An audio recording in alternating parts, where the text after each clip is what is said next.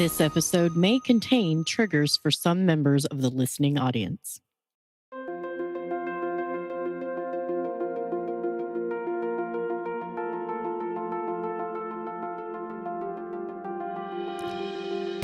All right. Well, hello, everyone, and welcome to the podcast. I am absolutely thrilled that you are here. If you have never checked out the program before, we are primarily an interview and a commentary podcast. You can find the Billy D's podcast pretty much anywhere podcasts are found. On the studio line with me, I have a guest today, Melissa M. Monroe, on the line. Melissa, welcome to the program. Thank you for having me. I really appreciate it. Absolutely. It's great to have you here. Melissa is a mom, I knew I was going to mess that up. Acupuncturist. There you go.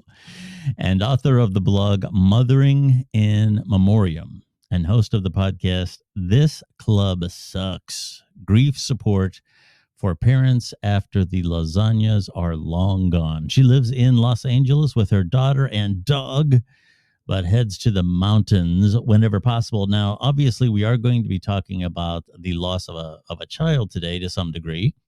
And if this is going to be a trigger for you, we just wanted to let you know. And quite frankly, that's a subject, even if you have never lost a child, a lot of people simply can't discuss it. It is that powerful of a thing. Is that something that you've run into? A lot of times people don't even want to talk about it.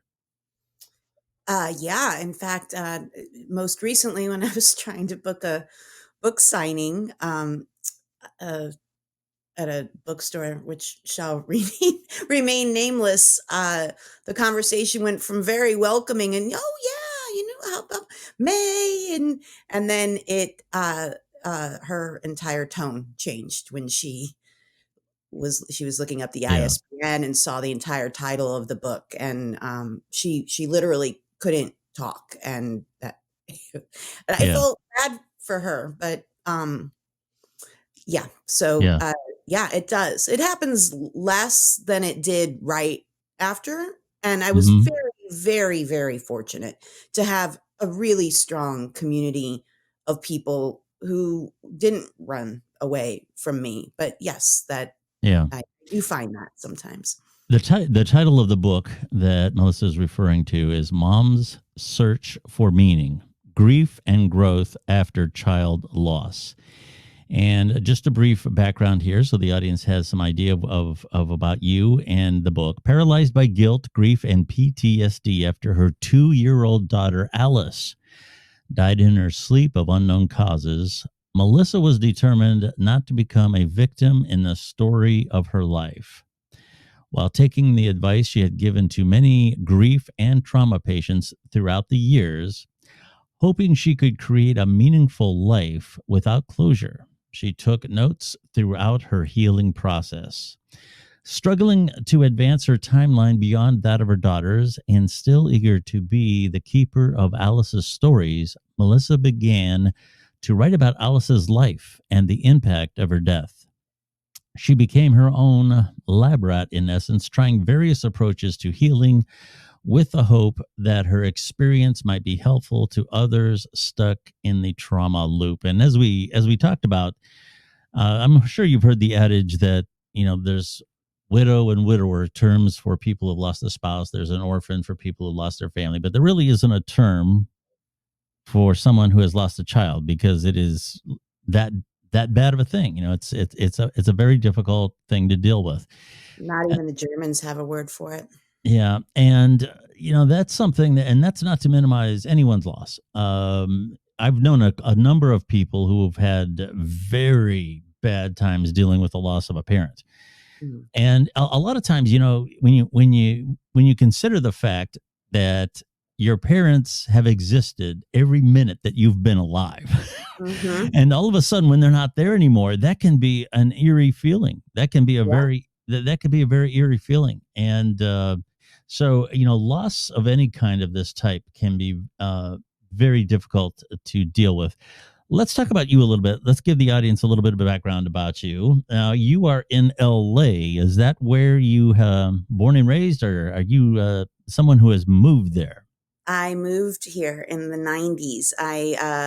I was actually born in Yuma, Arizona, but I only lived there for a month when my father got out of the Marine Corps. And when I was a month old, they moved to Peoria, Illinois, where I remained until I was 18 and flew the coop and went to Chicago. I went to Loyola, Chicago, and then I did research at University of Chicago, and I was there for 8 years. Yeah. I love Chicago. Chicago is still one of my very favorite places in the world. And then after Chicago, I came here to LA. Awesome. Well, Yuma and all that whole area, that's got a lot of folklore for sure. That's a Hmm. very rich area. Yeah. Um, I used to what? complain about Peoria until I saw Yuma as as an adult. I said, "Oh, I had to apologize to my parents. I'm sorry. I had no idea how much worse it could be." No offense for those in Yuma, but it's rather hot there. Oh yeah, I like the heat, but that's pretty hot. That's pretty It's hot. real hot. Um, do your family, brothers, sisters, and were you like the athletic type? Now you seem like a brainiac. I'm sure you were probably one of those like school oriented people. Am I correct about that? Yes, I was a little bit of a nerd. I didn't know I was a nerd though, so I wasn't exactly sure Yeah, what, what some of my problems were. But yes, I was a little nerdy. But I was also a cheerleader, and I was student council president, and I did run track as well. Grew yeah. up playing music, so I did have other interests, but I mostly my face was in a book. Yeah. What drew you to acupuncture? Because I got to tell you, that's not something I hear every day. And actually, where I am from, this is a very rich environment for the medical community. I mean, I'm from the land of the Cleveland Clinic and Case Right. and all those places. So, what drew you to acupuncture? That's a bit of a long story, but the I'll try to give you the shortest version Sure. possible. I was 2 different times I was going to go to medical school. Out of high school, I was accepted to Northwestern's 6-year program where you do your bachelor's and your medical degree together.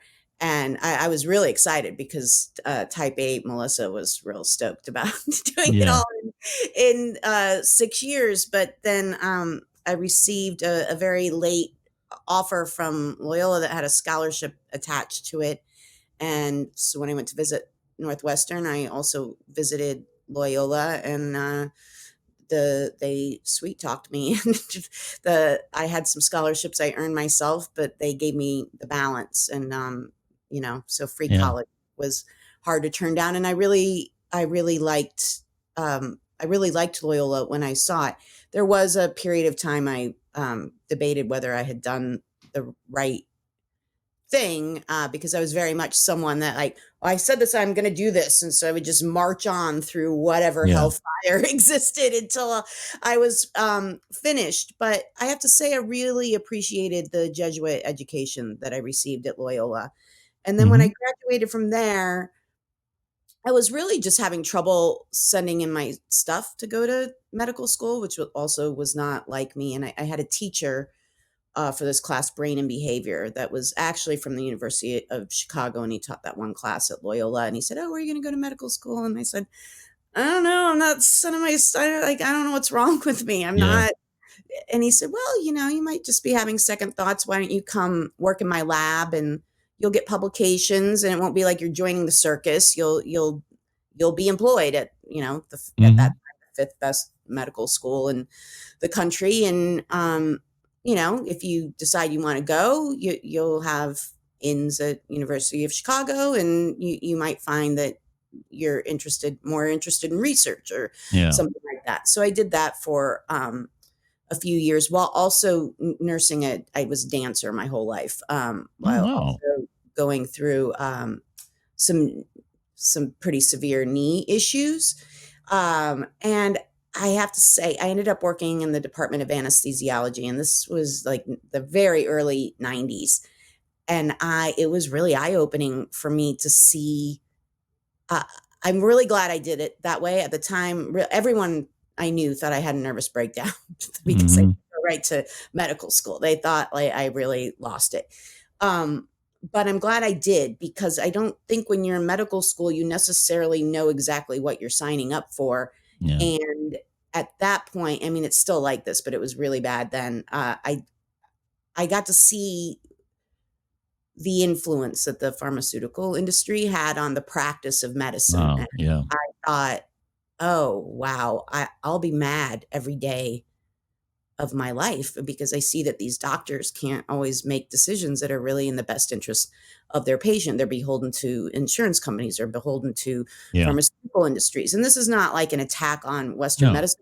I go to Western doctors still. I encourage all my patients to go to Western doctors when it's appropriate. But and my kids always went to Western doctors, but also Eastern doctors. So it's not a slant, but it is. I could see that the business of medicine was going to be something that I had a real problem Yeah. with, and most of that hasn't changed dramatically. So I'm going to ask you one medical related question. okay, Here in Ohio, when you talk about the influence of prescribing and so on and so forth, we've had a real crisis with the opiates and other things, and that there's a lot of reasons for that. I'm not pointing my finger of blame at the doctors by any chance, but there mhm, was a change in the way that those types of drugs were marketed in yeah, the late '90s. That really changed the curve of where things were going with addiction and the overprescription of pain medication. absolutely, And uh, for a lot of people who have chronic pain, jumping through the hoops now to prove that they need it is on the yes, other side is kind of a yeah, problem. yep. Is acupuncture an alternative that we should be talking about more in terms of pain management? Yes, and in fact, I get a lot of referrals from MDs who are frustrated by the very situation you describe.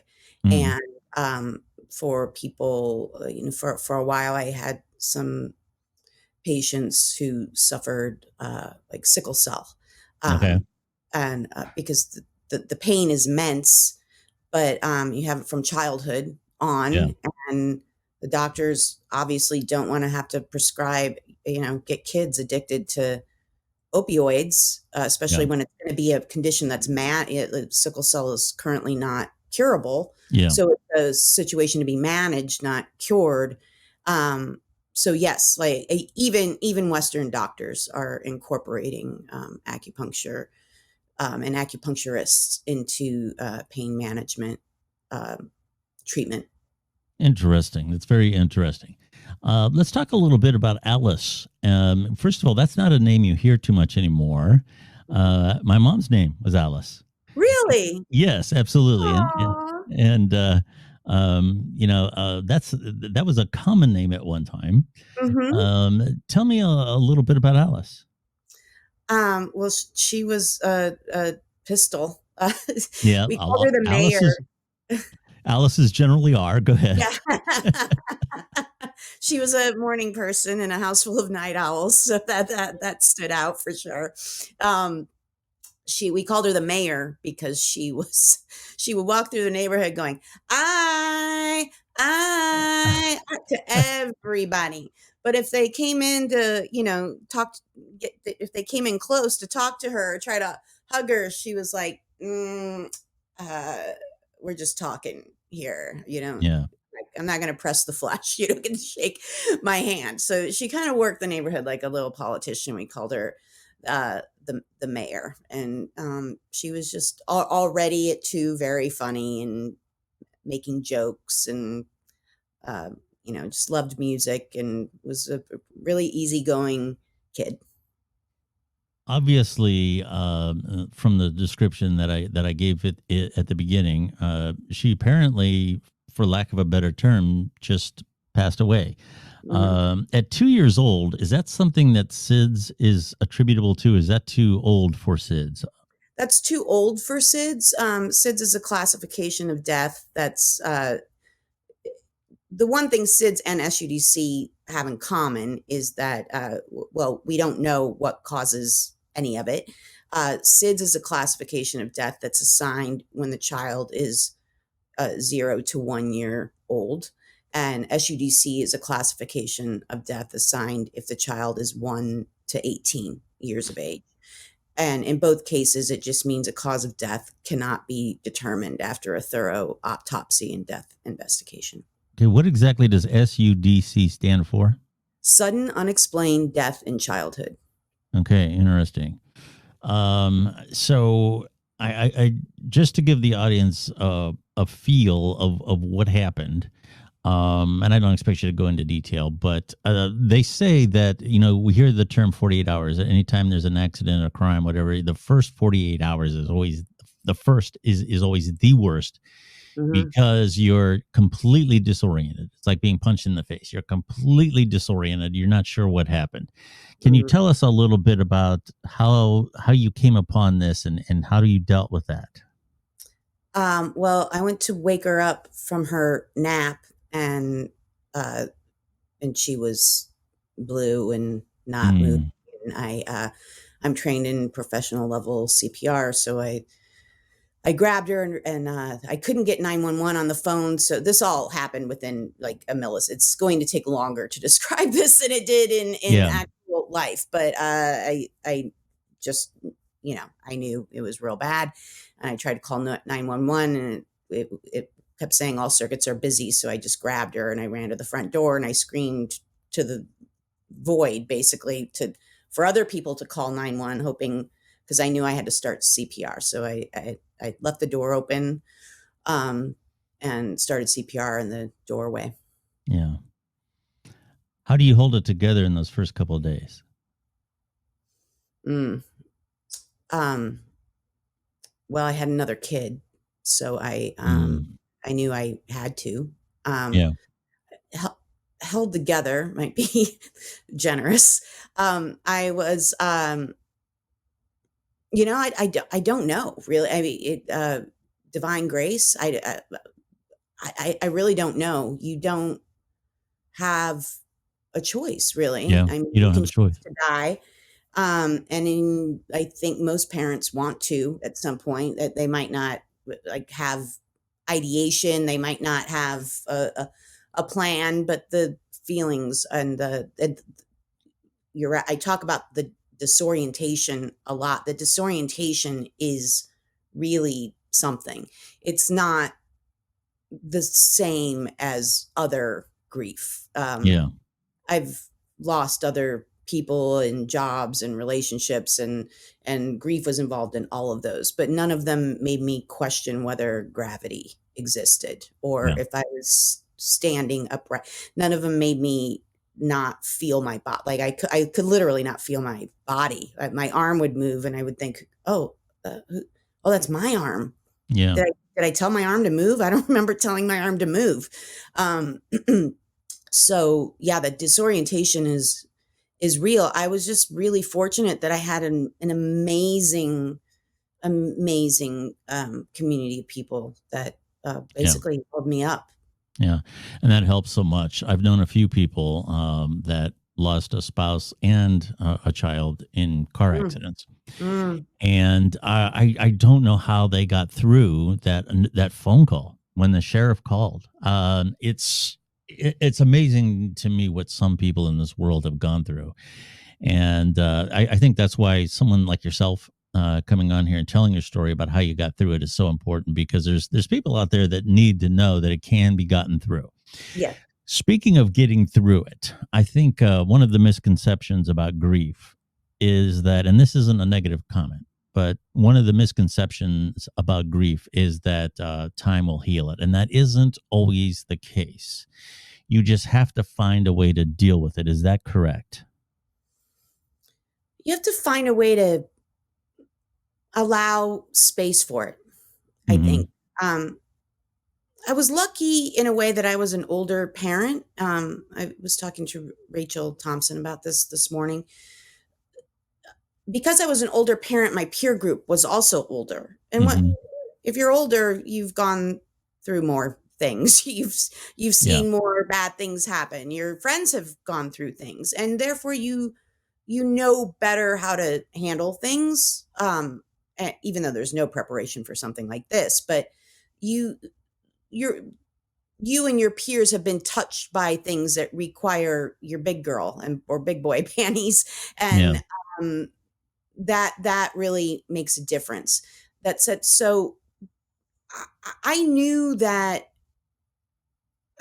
there was no freezing out the grief or reckoning with it or trying to go around it or freezing it out. I knew none of that would work, and that Yeah. all that would work was to let it happen. And I talk in the book about how that is still very true to this day. If I just let it have its way with me when it comes up, it passes like a storm. And of course, in the beginning, the storms are more frequent Yes. and of higher intensity and all of that. Joe Biden, love him or hate him, I'm not going to speak about him as a political figure, but the man Sure. knows grief. He lost his wife and baby daughter in a car accident right after he was elected the first time Yeah. years ago, and both of his sons were severely injured. And then later lost his son Bo as well. And one of the best speeches about parental loss that I've ever heard was, um, I think he was a vice president at the time. He was addressing a room full of parents who had lost children in the military, in battle. Mm. Yeah. And he said the advice that he was given was, every day write down on a scale of 1 to 10 how bad it is. And I forget how he scaled it, whether 1 was the worst and 10 was the best. Let's say 1's the worst. He said, mark it down every day and chart it. And what you'll notice is over time, there will be less and less 1s, but Yeah. there will always be 1s. Yeah. And I just thought that was not only was it true, it's fair, and it gives one permission to always have days that are 1s, because I think a lot of people get hung up on, it's been this many years and I'm still sad about it, so there's something wrong with me. No, there's Yeah. not. The grief is love with nowhere to go. Exactly. There's nothing wrong with you. That there's only something wrong with a society that expects you to not have the space to let that grief do its work with you. Yeah. And it also, but it gave permission to always have 1 day, so that the person didn't find themselves 10 years out feeling like a failure for having a day that was a 1.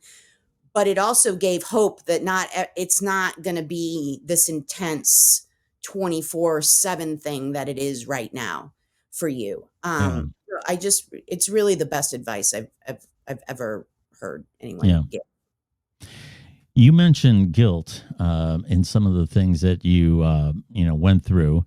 Mhm. I'm going to ask you to describe that. I can tell you that guilt is very common with any kind of death. Mhm. My wife just went through. Her dad was in hospice, and after the death, she felt, well, I could have done this, I could have done that to make him feel better, and where she abided by his every wish, but she still felt I should have done this. Right. And anybody who's experienced someone killed in an accident or a plane crash or anything, they always say, I should have been the one to go pick that up. I should have Mhm. been the one to take the car that day. Mhm. And there's just no second guessing fate, for lack of a better term. There's no second guessing it. It's just the way that things unfold on a particular day. What happened that made you feel guilt in this situation?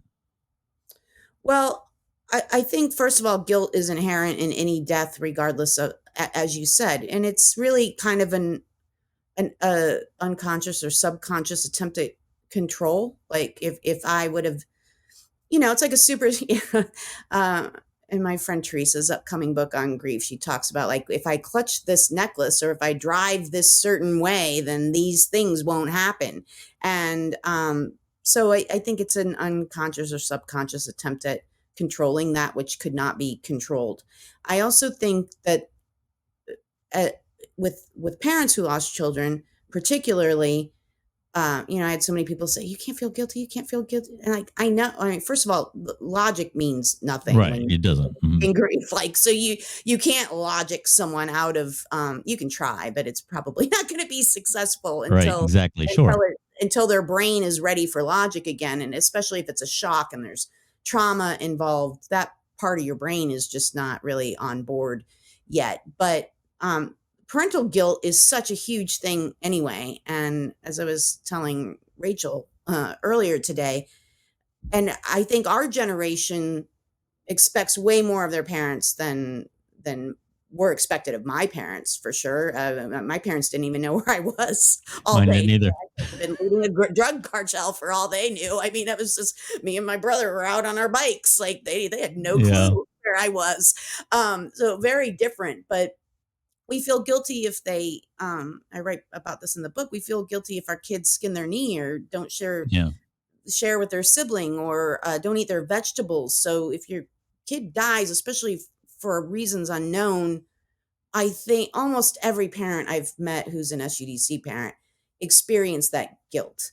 Um, and I also there are also people that say guilt is anger turned inwards. And if you Mm. don't know the cause of death, if you can't be mad at drunk drivers or gun legislation or the lack of cancer research, or if there's nowhere else to focus that anger, I think we necessarily direct it inwards, and we feel overly responsible for our kids Sure. anyway. I mean, we are responsible for our Yeah. kids, but I think there's a real tendency to feel, again, I think in this era, we feel more responsible than perhaps eras past. So I think, Absolutely, I totally agree with that. And like you said, I'm not trying to get political or anything, but I'm not. I'm not sure that this "my kids always come first" has worked out well for a lot of people. I think there comes a time when you got to let your kids sail, for Mhm. better or for worse. And mess And up and yeah, learn. And yeah. Yeah, and I'm the kid that set my bike on fire, went over a ramp like Evil Knievel, my and brother thought he was Evil Knievel also. yeah, we went through that phase, and my dad felt I was going to the emergency room too often, and he got tired of it, and he told me, he says, one time I came back from the hospital, from the emergency room. My dad says to me, he says, "Did you spring another leak again? All right, now it happens again. We're not taking you. You're just gonna have to sit there and bleed." So You anyway, can't say that to your kid now. no, couldn't say that. No. They'll call CPS on you for sure if you said Yeah, that. yeah. One of my friends, his son passed out at a football game. It was real hot that day, and his son passed out. They ended up calling an ambulance, and this father was crying over it. He just passed out from the heat. If that would have been my dad, it'd have been, "You're weak. That's why you passed out." Yeah, That's what he would exactly. have told me. Yeah. And I'm not saying that's good either, but yeah, yeah, we have become not only responsible for our children, but we have become protectors. We have to make sure nothing ever Mhm, comes near them, and mhm. that's not good either. So, and that's an individual thing. I'm not criticizing anyone, but that's the book again is "Mom's Search for Meaning: Grief and Growth After Child Loss," and writing the book, you mentioned about how you kind of experimented with yourself. You used yourself as a little test subject, and you made a lot of notes from it. Mhm. Was writing the book a good process for you to go through? I mean, Oh, was yeah. there? Yeah, do you want to talk about that a little bit? Did that help you? Yeah, it absolutely did, and, I always wrote privately. I had a couple friends, but my friend Ramsey in particular for years was like, "Oh, you should publish this thing that you just wrote and shared with me." And I was, it was mostly like observational type stuff, like I'm no David Sedaris, but that kind of Yeah, stuff. And it was before David Sedaris was a thing. Um, and I always just thought, well, I don't know, who cares what, no one knows who I am. Who cares what I think? So I just wrote for my own pleasure and the pleasure of my 10 friends who yeah, I would show the work. But when Alice, I couldn't talk, like I literally could not sure, speak if I talked for more than a half hour, and I still get like this sometimes. If I spoke more than a half hour, I was exhausted. Like I had yeah, to down. I found it just very physically exhausting and also triggering. And we now know that trauma is replaying trauma is very triggering to the system. Sure. And but no one knew what happened. I mean, we didn't even know what happened. So other people outside of our house certainly didn't know what happened. And I was just constantly met with this face. And I'm not judging. I would have been the same way, and it was completely understandable. But every face that came to support me had a look of like, oh my God, what do I say? What do I do? I want to ask what happened, but I don't know if that's okay. And so I just thought, well, I'm just going to write it down, and then people can read it if they want to. And then I only have to do it once instead Yeah. of doing it over, hundreds of times. We had hundreds of people coming toward us, which was beautiful. But you can't go over, even if you're not traumatized. I don't think it's good to have to go over it Oh, hundreds of sure. times. Yeah. So I mainly just did it to save my breath in the beginning, and I put it up on a blog just so I didn't have to like email it to people. Like, there it is. It's there if you want to read it. If you don't want to read it, it's fine. It doesn't hurt my feelings. It exists if you want to know. But I didn't realize how healing I was going to find it. And I think a couple of things. I think writing absolutely gets your frontal cortex going again, and some Sure. executive functioning skills, which were I was fully aware that mine were not going. Like, I would forget that I had to go to the bathroom on my way to I would walk to the bathroom and then forget Yeah. why I was in the hallway, and then leave because I couldn't remember why I was there. And then, oh, I had to go how do you forget you have to go to the bathroom? Like, I Yeah. forgot I was sick. Like oh, I have 102. Oh, that's right. I'm sick. Like I definitely had no executive functioning skills, and I could not usually I'm multitasking. Like, there's 30 tilt-a-whirls going on in my head at all Sure. times. And I couldn't even keep one going. So one, I think it kept, one, it saved my breath. So I didn't have to go over it and over Hmm. and over and over it. Yeah. Two, I believe sincerely that it helped me get executive functioning back. Three, once it was sent out, the amount of support I received was overwhelming. I didn't really anticipate that level of support. And then the other thing that happened that I wasn't expecting was I received lots of notes from people I didn't know, or like 50-year-old men who'd never married and have children, that said, oh, this thing you wrote really helped me because when I lost my dad, I felt the same way. And, I Yeah. thought that was unusual. And it was really helpful to hear you say that. And I thought, this guy read my mom blog? Like, really? I wasn't expecting that it would help anyone else. And so I thought, well, if it's helping me and it helps even one other person, then it's something that I have to do. So I kept going. Sure. The blog Mothering in Memoriam and the podcast This Club Sucks. That's how she's got it written out. Grief support for parents after the lasagnas are long gone. Let me ask you, explain. I'm guessing that means like when people stop coming over and bringing food. Is that Yeah. what that means? Yeah.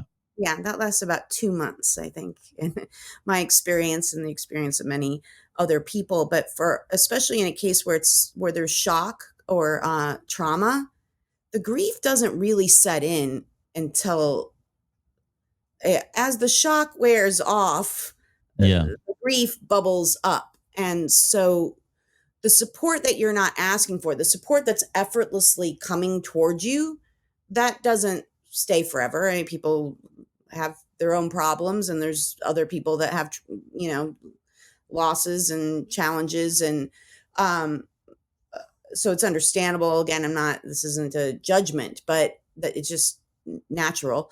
But that's often when you need the most support, and you're not always yet quite capable of asking. And some of us have to learn how to ask, period. Some of us have been taught never to ask. So it can be really challenging to teach an old dog that, yes, it's not only important, it's vital that you ask for help.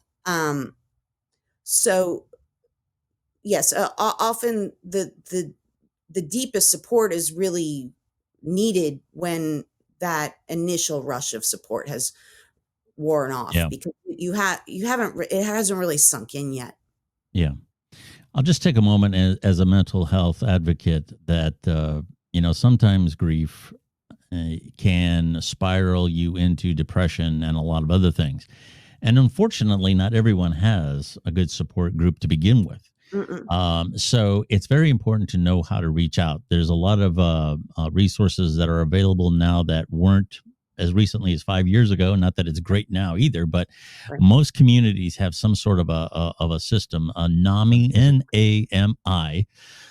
They have, if they can't help you with one of their satellites, they can probably point you in the right direction. Mm. And there's a lot of community things. If you just do some searches online, don't be afraid to reach out for help. A lot of times think, well, I just got to get through this. Or, you feel that you're weak if you can't get through it. These are all big misconceptions. And talking from experience, when you fall and hurt your elbow, you go to the emergency room, right? And if you are hurting emotionally, get help. And there's no better time to get help than right now. Would Yep. you agree with that? I mean, if you, Absolutely. yeah, get out there and get the help you need, and reach out to whoever you need to reach out to get help. Yeah. What is the best way to buy the book?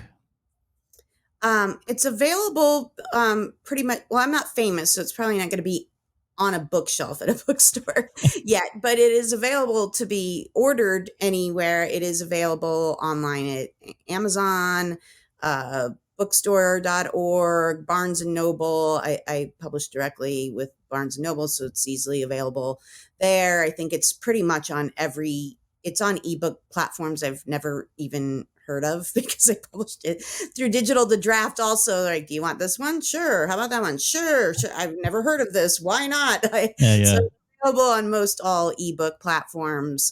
In hardback, it's available by request from your independent store or Barnes and Noble. Paperback is available at Amazon, bookstore.com, and Barnes and Noble. Let's start with your website. Where can people find you online? MelissaMarieMonroe.com. MelissaMarieMonroe.com. Now Yeah. you're on Twitter, and I didn't realize that your screen name, I didn't expect this, Triple M Meaning. Is there a significance behind that, or what does that mean? Well, a lot of my friends call me Triple M, and I knew the name of my book. So in discussions with Rachel, I think, was the one that like, there was a million Melissa Monroes. And so like Yeah. no version of Melissa Monroe was working unless I put a number in there. And she said, no, you can't have numbers because all the bots have numbers. So Yeah. Miss Rachel Thompson helped me come up with a new name. I know Rachel. Rachel is awesome. She Yes, is absolutely awesome. Next time you talk to her, tell her I said hello. The author's name, Melissa M. Monroe, Mom's Search for Meaning, Grief and Growth After Child Loss. You can find her on Twitter at Triple M and then the word meaning, Triple M Meaning on Twitter. Thank you so much, Melissa. I know it's a difficult subject to talk about, but there's people out there that have gone through this and they need to hear it. So it's much appreciated. It is my pleasure and privilege, and I really appreciate you giving me the opportunity to speak on it and for providing a platform for a very stigmatized topic that most people don't even want to consider. So I really appreciate it, Billy. Absolutely. Thank you so much, Melissa. And you can find me on Twitter at Billy D's, real easy to find. And you can tweet me if you're nice. And if you're not, forget it. That's right. Not everybody listens. There's a lot of people. Nobody hesitates not to be nice. But anyway, you can find me on Twitter at Billy D's. And of course, you can find the Billy D's podcast pretty much anywhere podcasts are found. Thank you so much for listening to the podcast today. And we will talk to you again next week. Thank you.